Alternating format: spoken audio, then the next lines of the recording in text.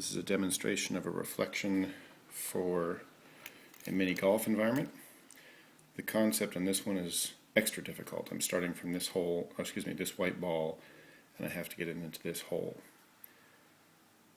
Intuitively, we can see that I can't go straight because I've got this block, so I have to go around it. If you can visualize in general what the path is going to be,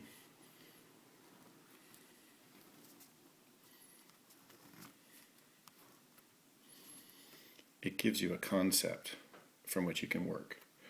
So this would be our first reflection. In other words, that's the ball bouncing off this wall. This is our second reflection. This is our third reflection.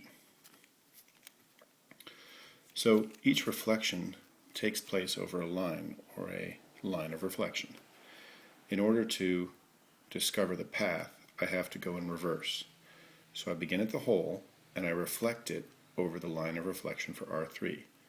Remember, that means the same distance perpendicular to the other side. Something like that. So if this point was H, this point would be H prime. Now my next reflection is over here, what was called R2. I wrote R3. R2. That's across this line of reflection.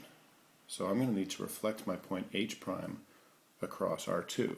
Again, the same distance in a perpendicular direction to the other side. Of course, if I had a compass, this would be more precise.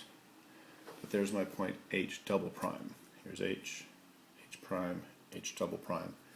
This suggests that my next reflection is on this line, which means I need to take this point and reflect it across that axis, that line of reflection. Which means I go to that distance, perpendicular to the other side. And that becomes H triple prime. Now, given that that was my last reflection, I have 3 reflections intended.